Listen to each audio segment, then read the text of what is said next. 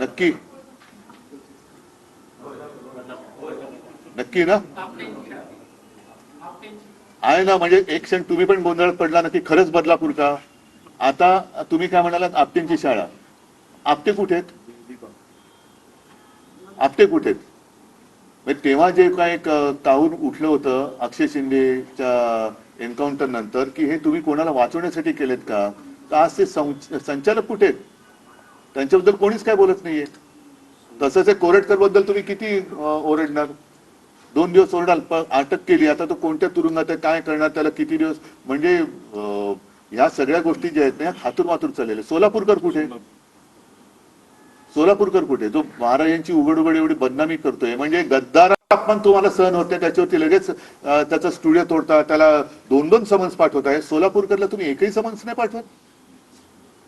तुम्हाला अधिकार काय कामरावरती कारवाई करण्याचा. म्हणजे तुम्ही कोणाचा तुम्ही हे घेऊन चाललेला आदर्श छत्रपती शिवाजी महाराजांचा की खंडोजी खोपडेचा. खंडोजी खोपडेचा कोणी अपमान केला तर तुम्ही ताबडतोब त्याला शिक्षा करणार आणि आमच्या दैवताचा कोणी अपमान केला तर तुम्ही नुसतं चोर पोलीस खेळणार. हे जे काय ढोंग आहे ना हे आता पूर्ण सगळ्यांनी बघितलेलं आहे. त्याच्यामुळे मी परत सांगतोय की प्रचंड बहुमत मिळवलेले हे अस्वस्थ सरकार आहे. यांना कळतच नाही यांची खुर्ची कोण कधी खेचेल. कोणाचे लागेबांधे कोणाची आहेत.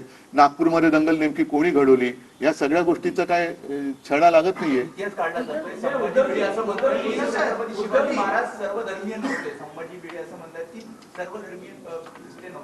त्यांनी कोणत्या बागेचा आंबा खाल्लाय मला माहिती नाहीये. त्याच्यामुळे मला काय त्यांच्याबद्दल बोलायचं नाही. तर बाळासाहेबांचा फोटो वापरण्याशिवाय पर्याय नाही. एसएनसीची बदनामी झाली तर एसएनसी गद्दार आहे असं उद्धव ठाकरे यांनी म्हटलेलं आहे. शिवसेना एकच आहे दुसरी गद्दार सेना असल्याचं उद्धव ठाकरे यांनी वक्तव्य केलेलं आहे. आयराम गैरामांची मंदिरं बांधली जात आहेत ती तोडली पाहिजे असं देखील उद्धव ठाकरे यांनी वक्तव्य केलेलं आहे. शिवसेना आमची आहे त्यांचा गद्दार गट आहे असं उद्धव ठाकरे म्हणाले. बाळासाहेबांचा फोटो वापरण्याशिवाय दुसरा पर्याय नाही. भिडेंनी कोणत्या बागेचा आंबा खाल्ला मला माहित नाही असं देखील उद्धव ठाकरे यांनी टोला लगावलेला आहे. बघा त्याच्याबद्दल आता रायगडावरची वाघ्या कुत्र्याची जी काही समाधी किंवा जे काही स्मारक आहे त्याबद्दल इतिहास तज्ञांचं मत घेणं गरजेचं आहे. आणि पाहिजे तर एक कमिटी नेमा काय वाटेल ते करा. ठेवायची ते ठेवा उकडायची ते उकडा. परंतु त्याच्यावरनं एवढी पेटवापेटवी करण्याच्या आधी अरबी समुद्रातलं शिवछत्रपतींच्या स्मारकाबद्दल एवढे कोण उठत का नाहीत हा प्रश्न माझ्या मनाला पडलेला आहे. संपूर्ण राज्यांनी सत्ताधाऱ्यांनी विचारलं पाहिजे की हे कुत्र्याच्या समाध्या वगैरे ह्याच्यावर भांडण्यापेक्षा छत्रपतींच्या स्मारकाचं ज्याचं जलपूजन पंतप्रधान नरेंद्र मोदी यांच्या हस्ते झालेलं ज्याला मी सुद्धा उपस्थित होतो त्या जलपूजनाचं काय करायचं का. स्मारकावरती पाणी सोडले तुम्ही.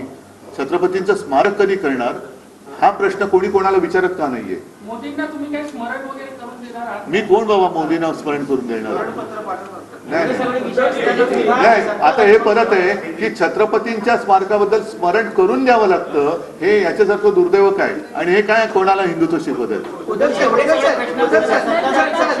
नाही आता तुमच्या लक्षात आलं असेल की ज्यांना छत्रपतींच्या स्मारकाबद्दल काय पडलेलं नाहीये ते सोलापूरकर आणि कोरटकरला काय अटक करणार. कोश्यारींना काय कारवाई करणार. कोश्यारींवरती सत्ता जी हात नाही सौगात है सत्ता.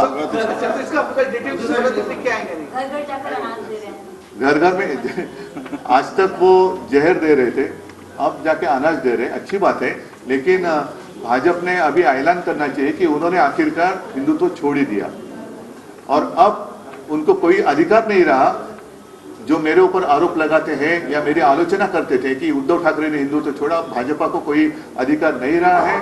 आखिरकार उन्होंने भी हिंदुत्व छोड़ दिया है. तो आगे जाकर देखते क्या. सर विधानसभा लोकसभा चुनाव में नारा था एक है तो सेफ है. एक है तो सेफ है. बटेंगे तो कटेंगे. आपका मंगलसूत्र चुराएंगे. तो अभी अगर भाजपा ने भी हिंदुत्व छोड़ दिया है तो हिंदू सेफ है या नहीं है. और जो यहाँ अपने आप को हिंदुत्व के रक्षक मानने वाले जो लोग हैं उनकी मुझे तस्वीर देखनी है कि वो कैसे जाते हैं घर घर में और मस्जिद में जाकर कैसे वो सौगात देते. ठीक है सर. तर आतापर्यंत ते विष देत होते आता अन्न देत आहेत आणि वाघ्या कुत्र्याच्या समाधीबद्दल इतिहास तज्ञांचं मत घ्या असं उद्धव ठाकरे यांनी म्हटलेलं आहे. उद्धव ठाकरे यांनी यावर आपलं मत व्यक्त केलेलं आहे. अरबी समुद्रातील शिवरायांच्या स्मारकाचं काय झालं असा सवालही उद्धव ठाकरे यांनी उपस्थित केलेला आहे. मोदींना काय स्मरण करून द्यायचं असं देखील उद्धव ठाकरे विचारतायत.